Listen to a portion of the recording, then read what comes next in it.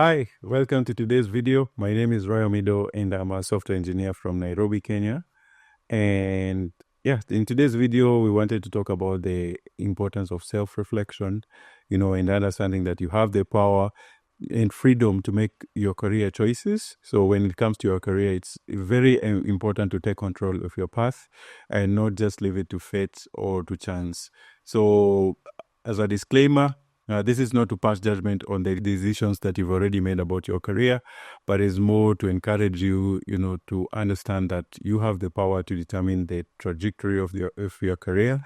And a lot of people who end up succeeding in their careers always actively make these deliberate decisions. So I realized that a lot of young people don't make those choices at that time when they try to apply to a job and they are lost. They are wondering, where am I supposed to start? Maybe you studied in school and you expected that you'll just follow the traditional route where you train in school and then you find a job in the particular area that you trained for. And then they find that it takes them a lot of time from the time that they leave school to be able to find a job. And I just wanted to kind of demystify that in some way and tell you that you don't necessarily have to wait for somebody to give you a chance. You can actively participate in shaping your career. So even if you're not able to find a career path for the specific field that you trained for in school, you can always work something out based on many other factors that you're going to discuss in this video. So the first thing I want to do is just to try and discuss some of the ways in which people get into work. We will look into some of the things that you can be able to do in order to increase your chances of, actively influencing your career trajectory. So the number one way that people get into jobs is usually structured education and career tracks. So this is where you just follow the traditional paths, like studying in a specific field in school, and then you pursue career directly related to that field of study. For example, if you study medicine, you end up becoming a medical doctor, or if you study engineering, you become an engineer. If you study law, you become a lawyer, and things like that. But I reckon that for many people, it doesn't necessarily turn out that way. And so that might not be feasible for you. Others are circumstantial opportunities. So some people just stumble on careers due to opportunities that arise unexpectedly. For example, you took up a temporary job and then an opportunity opened up and then you ended up getting a full-time role in that particular position. And some people are always like, maybe you start with a startup while they are still on the ground, they're starting out, they don't have a lot of money to pay. And when they grow into a bigger company, you end up becoming like the head of product or something in that company because you started out with them when they are starting out. So those are circumstantial opportunities. And then others are just passion projects or hobbies. So turning hobbies or passions into careers. For example, people who work in art or in music, or maybe tech, like maybe a passion coder turning into a software engineer later on in life. Also, a lot of freelance work begins this way. So you're just doing things for the love of doing it, and then you end up turning it into a freelance career. The other common one is economic pressures and family expectations. So some careers are usually based on financial stability or family influence rather than personal interest. So you'd find that over time, you realize that you want something that you have more interest in and you can always pivot. The last one is, of course, trial and error, where you're jumping from one job to another, just trying out, and then you end up, forging a career path for you that becomes something that you enjoy. One thing that I wanted to discourage you from, you who are watching, is, just leaving your career to fate. Because you need to self-reflect and, you don't want to leave your career to fate, okay? To chance, to fate.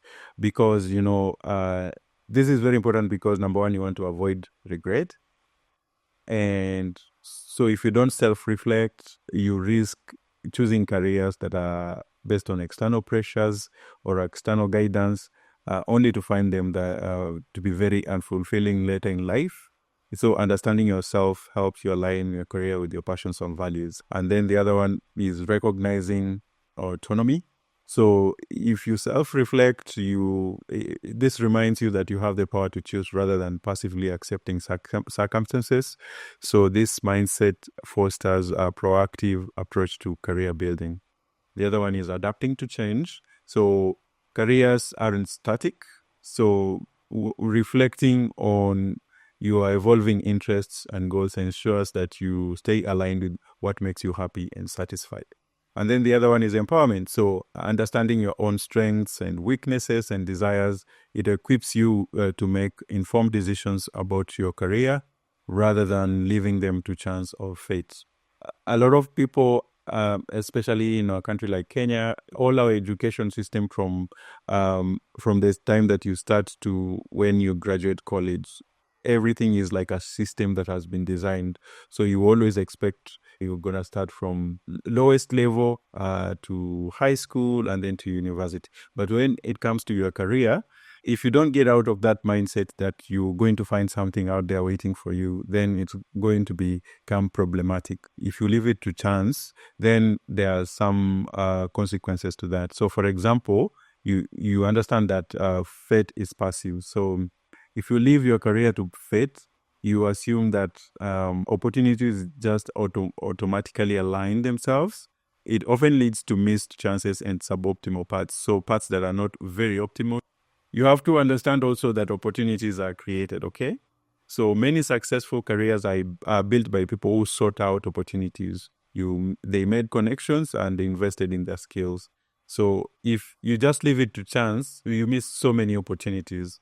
So in that process of trying to figure out what you want for your life, you are able to learn a lot, meet a lot of people, and come across a lot of information that can help you shape your career. And then there's agency. When you control your skills and decisions and actions, it gives you the confidence to steer your career in the desired direction.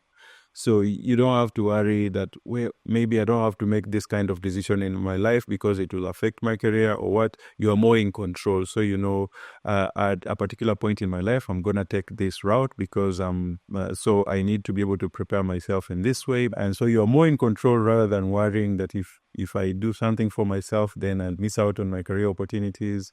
If I do this, I'll become what? So just being more in control of your career is very important because you understand that our job is just work. Like, it's just like if you have something broken in your house and then you call the plumber, they come and fix it. So you shouldn't be overthinking your career and, tying it to your fate, tying it to your entire life, and you're letting your life be warped into your career. It should be something that you're in control of.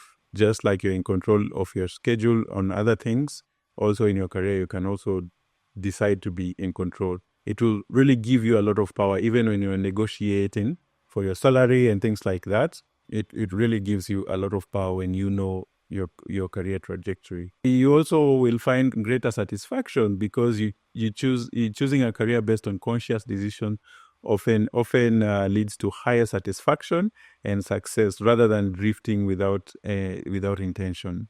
So if I can share my story briefly, when I started my career, I moved from the village to the city of Nairobi.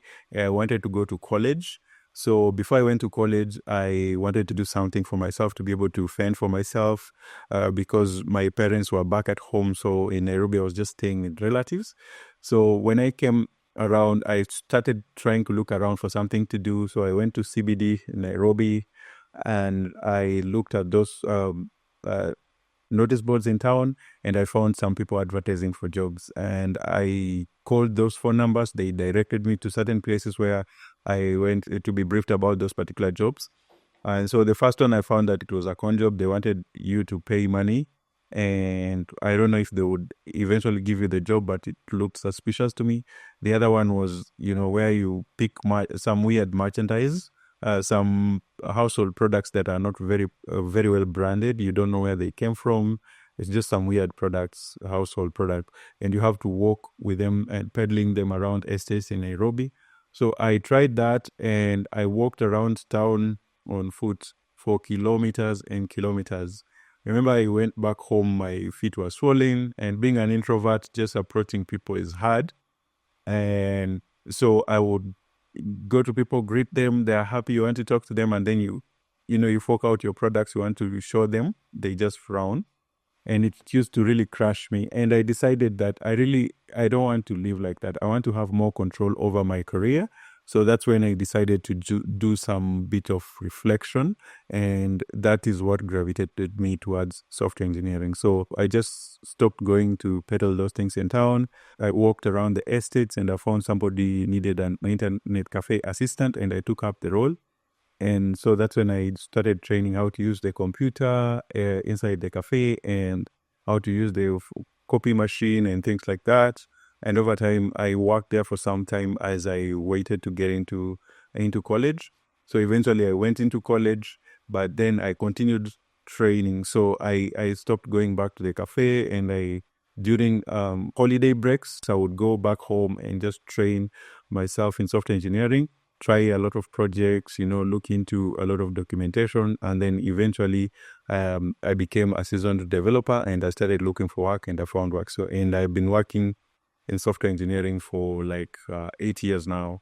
So you can see, like, just making that decision that I don't want to keep doing these kinds of things. I want to be more in control of my job really made a difference for me. So I remember at some point, because I had mapped out a career path for myself, I realized that there was not much opportunity for growth. And I had that conversation with my manager. I remember him trying to convince me to stay and telling me why all these workplaces are the same and whatever. But because I knew my career trajectory, how I wanted it to pan out, I had the confidence to say, no, this is my time to move on. And I was able to move on to something else. So you realize that you're more in control if you are deliberate and you try to think about what you want in your life. So that is what I wanted to share with you, that you can be more in control than you think you can be. So you don't have to leave things to fate. If your parents are pressuring you, you can find a way to negotiate with them. Because I realized also some people think the fact that you don't like what your parents are suggesting to you, you have to fight with them and make a situation. There's usually a saying that goes, the art of an educated mind is to be able to entertain a thought without accepting it. So you can listen to people, you can let them advise you. You don't have to fight with them and prove them wrong. But then you have to also understand that you have the liberty to take charge of your career. Eventually, when you succeed, people will be willing to support you. But you have to have the courage, to pursue something that you are passionate about. So how do you start to get yourself into that direction where you want to choose your career path? So number one is you need to self-reflect. So that's the first thing that you need to do before you start even trying to make a list of careers that you want. You sit down and you self-reflect. So you identify your interests. So you ask yourself some very important questions. What are the activities that make you lose track of time? What kind of problems do you enjoy solving? If money and time weren't an issue, what would you be doing for a living? You understand? So you can also explore your hobbies and activities that you enjoy. For example, take note of the activities that you naturally gravitate towards in your free time. If it's solving puzzles or coding or painting or writing or organizing events, you can look into that. So your hobbies often reflect your innate preferences and skills. So make sure that you also pay attention to that. Another thing to do when you're self-reflecting is to assess your strengths. So if you are great with solving problem solving, you might want to consider something in engineering. If you're a people person, maybe you could try sales or human resources or counseling in such a role. You also want to determine your values. For example, if you are a born-again person, there are specific industries that you cannot thrive in. If financial stability is very important to you, then you can look into high demand roles like nursing or software engineering or accounting. If social impact is what drives you, then you can look into nonprofit work or environmental sciences, which you might find more fulfilling. So after you are done with self-reflection phase, you move to the next stage now, where you now start to look into the career options. So research career options that are available. So start by making a list of careers that interest you or match your skills and interests. So you can do this by doing a search on the internet, what careers can I venture into that are aligned with this particular passion of mine. You can ask even AI nowadays, a lot of tools that can help you. And once you've done that research, you can note down some areas that you can potentially venture into. So once you note that down, then you can now start looking for roles that are available. So assess whether careers you're considering are in high demand or have long-term potential, and what specific roles are you going to consider, and the career progression. So career progression is where do you start and what is the potential for that particular area. So you start like an intern or an associate or a junior, and then where do you end up at the end of your career, you understand? So try looking into that, compensation and benefits.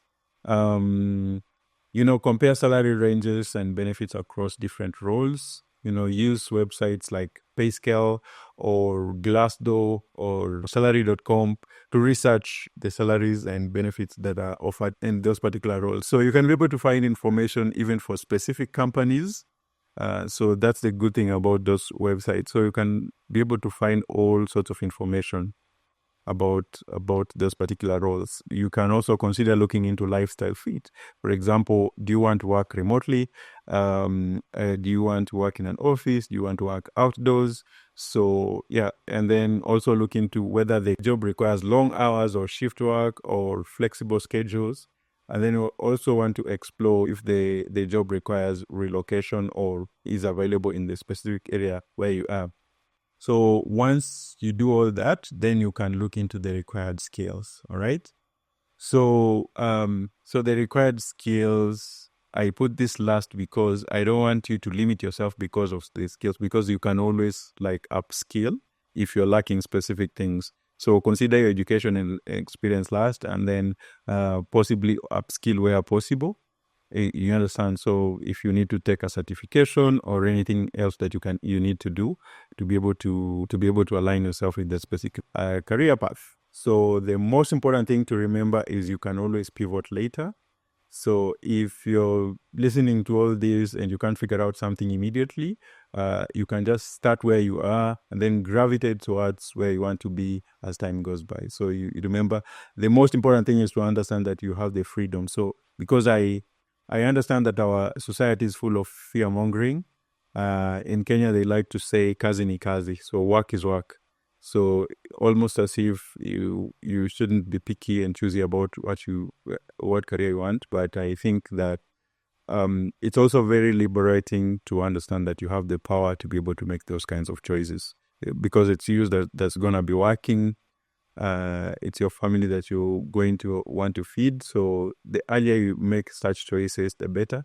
Especially if you have a place to stay, if you have somebody that can accommodate you, use that time to like just try and map out your career. And of course, I understand there are times when you have to do whatever you can to feed your family. And in that case, you have to understand that you still have the power, because you can always do something during your free time or after work hours. The more effort you put into trying to take control of your career, the easier it will become over time, that you'll be more in charge of your career trajectory, so that if somebody fires you, you're not completely helpless. Yeah, so make sure that you learn all those things, note down things, learn how to make your own CV, learn how to make your own cover letter. Don't be the kind of people who, you pay someone to make your CV, you pay someone to make your cover letter, you don't know how to do anything, you don't even do self-reflection, you don't know what your strengths and weaknesses are.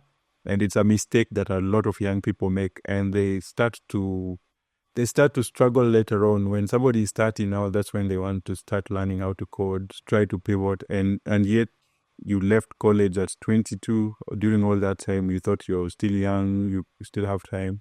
You realize later on that time really is not on your side. So as soon as you can, please try and look into this. And I always, nowadays in today's digital world, I usually encourage people to try and learn, skills like if you can do some design, if you can learn design, if you can learn data analytics or a skill like that, it's more liberating than if you depend on employment, as you are going to realize later. Because with those kinds of hands-on skills, you can be able to do things on your own and start things on your own rather than relying on somebody employing you and being at the mercy of your employer completely. But there's nothing wrong with being at the mercy of your employer. There's always a way you can navigate every situation. But the core goal of this video was just to show you that you have freedom to choose and to encourage you to take advantage of that freedom and make those critical decisions as soon as possible so that you can take charge of your career. Otherwise, thank you so much. I am glad that you've been able to come this far. I hope the video was helpful. Please, if you found the video helpful, remember to like and subscribe and click on the bell icon for updates when I upload the next video. And also remember to share with us your experiences in the comments. We'll be glad to hear from you and learn from you. Otherwise, thank you so much. See you in the next video.